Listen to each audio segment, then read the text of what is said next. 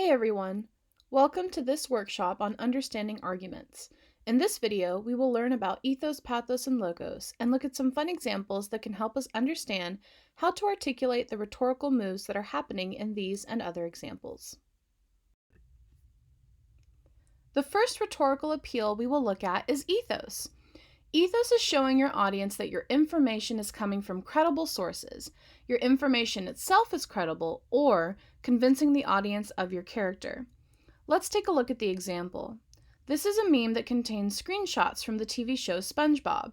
In this episode, SpongeBob and Patrick try to get into the tough guy club called the Salty Spittoon.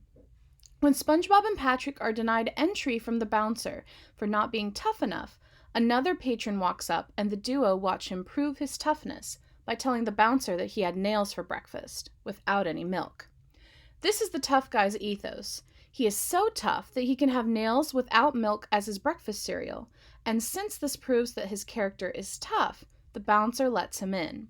He is appealing to the bouncer's shared sense of toughness.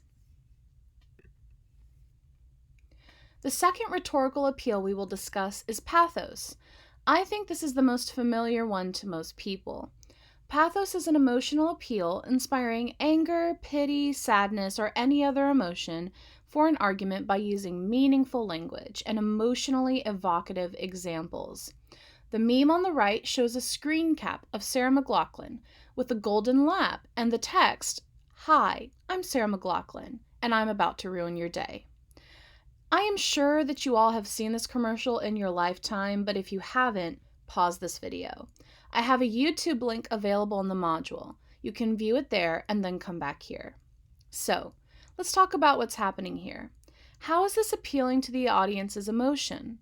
Sad music, sad-looking puppies and kittens, and to what end? By appealing to your emotions, your shared interest for dogs and cats to have good, loving homes and be safe, by making you feel sad for these puppies and kitties all over the world who are cold and alone, they hope that you will be convinced to donate money to the SPCA. This is how the SPCA utilizes pathos as a rhetorical appeal. The last rhetorical appeal is logos, which is using logic or reason to convince your audience. Logos can be developed using advanced theoretical or abstract language, citing facts, using historical and literal analogies, and constructing logical arguments. Let's look at the meme on the right. This, to me, is a really good example of logos because it's using a logical argument to prove two different points. The dog on the left says that he, being his owner, feeds me, so he must be good. The cat on the right takes the same piece of logic, that his owner feeds him, but that must mean that the cat must be good. These are two sides of the same logical argument, proving two different things to the audience, which in this case would be the pets. Similarly, when you encounter logos in various other pieces of media, whether it be writing, articles, newspapers, memes, videos, or advertisements, look for someone proving a logical argument or using facts or analogies where the author of it is attempting to convince you of a point. Now that we've taken a look at these examples and seen how they are using different rhetorical strategies to convince their audience of something, let's take a look at an example that you will have to be familiar with for your assignments. Let's look at this article that was written at the beginning of the pandemic. In this article, the author is trying to convince the student population that it's best if the university moved completely online during the pandemic, instead of operating on a hybrid model, and many of his paragraphs are focused on giving reasons why he feels that way. I have taken an excerpt from this article in the shorthorn that utilizes one of each of the rhetorical devices in each paragraph. Let's read it together and try to see if you can guess which rhetorical strategy is being used in each paragraph.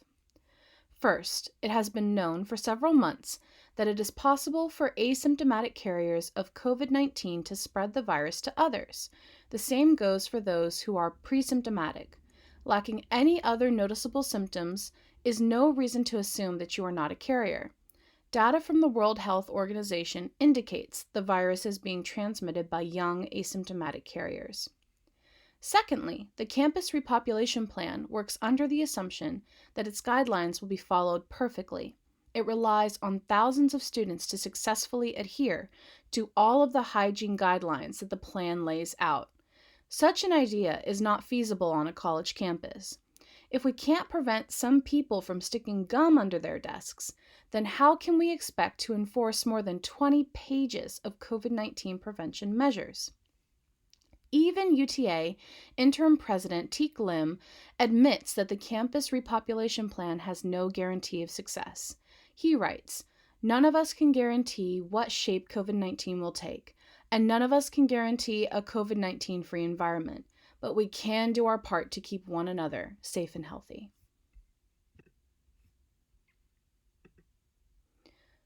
Were you able to guess what the first paragraph was? This paragraph is using ethos in order to make the author seem credible to his audience.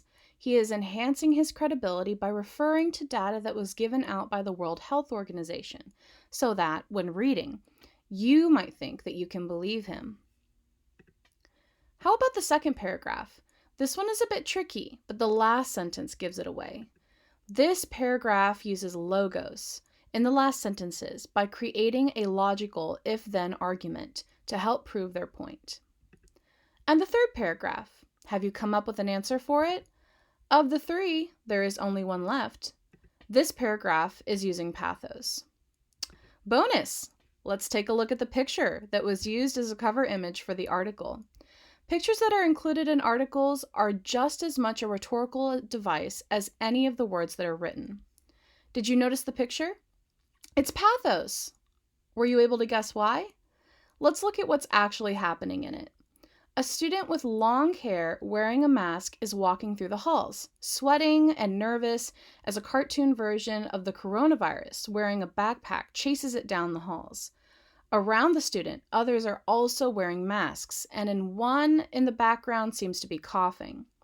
What emotions does this evoke in the audience? Concern, anxiety, fear? These are all aspects of the emotional strategy that the author decided to employ. Once you have figured out what each of the rhetorical strategies are, the next step is to find ways to express how those strategies are actually working in written pieces. When you are describing rhetorical strategies, you should be able to talk about them without using the words ethos, logos, and pathos. Some questions you can ask yourself while reviewing how these strategies are being used are: who is the audience of this piece? Who does this piece affect or impact? What is this article trying to convince its audience of? And why is this article trying to convince its audience of the argument? When describing how the strategies are working, it's important to tie it in to the actual purpose of the article, because of course, the whole purpose of the rhetorical strategies being used is to better convince the audience of the argument.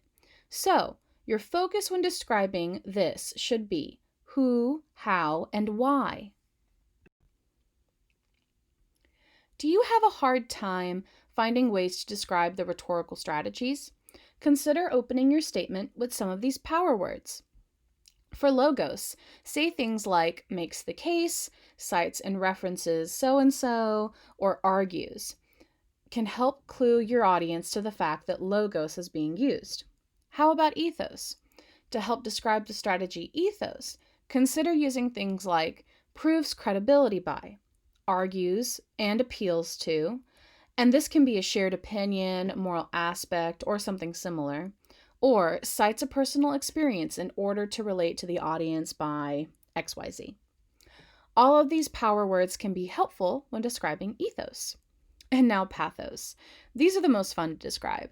Phrases like creates ambiance, elicits, angers, saddens, excites, inspires, or evokes can help your audience know that pathos is being used. Remember, when using all of these power words and describing the rhetorical strategies, relate it back to the audience and what the audience is trying to be convinced of. What is the argument? Why is the argument being made? All of these things will help you better describe how these strategies are being used. Now, Let's try using those paragraphs we took a look at earlier. All right, so we know that the first paragraph was ethos, but how do we describe that? Let's take another look at the first paragraph. We said that this one was ethos, but how can we describe it? Who is the author speaking to? Students, of course, but also the UTA community at large. Why?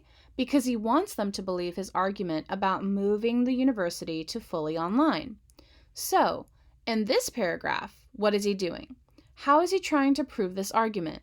By paraphrasing data from the World Health Organization, he's trying to prove that the information he's presenting is credible, and therefore his audience should listen to his appeal. By proving his credibility, he's attempting to convince his audience that he is a reliable opinion and is informed. Let's take a look at this slide. Now, we decided earlier that this is logos, but what part of it convinces us so? I think the most compelling piece of evidence for logos in this paragraph is the last sentence, which states, if we can't prevent some people from sticking gum under their desks, then how can we expect to enforce more than 20 pages of COVID-19 prevention measures? This logical if-then statement acts not only as a convincing statement to help persuade readers that it would be impossible to enforce COVID-19 safety regulations if we can't even stop students from putting gum under their desks, but it also helps to influence his readers that his argument should be taken seriously. The last one we will review is pathos.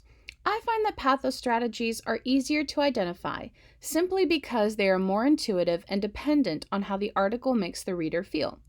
In this paragraph, the author is attempting to elicit a sense of sympathy, brotherhood, and care for fellow Mavericks within the community. When the author cites a quote from President Lim, this is also a little bit of ethos, right? He's proving his credibility by relating to the audience's supposed shared trust in President Lim, but it's the quote itself and the way he uses it that is the emotional appeal of pathos. By quoting, none of us can guarantee what shape COVID-19 will take, and none of us can guarantee a COVID-free environment, but we can do our part to keep one another safe and healthy. This quote should, of course, be taken into the context of how President Lim was using it, which was encouraging social distancing and mask wearing, and the context of which the author of this article was using it, which is using this to elicit a sentiment of concern in the reader, so that they will believe the author in thinking that the university should be moved online. So, that's the end of this workshop on ethos, pathos, and logos. I hope you found this helpful. Remember, when considering how to better express how rhetorical strategies are being used, remember to ask yourself questions about how, why, and who the argument is directed towards, and what the argument is actually about. This will help you better explain how each of the strategies are being used specifically in each individual article or sample. When you're going about your day, think about where you see these rhetorical strategies playing out. Commercials, tweets, television shows, YouTube videos, news articles, all of these use strategies in different ways.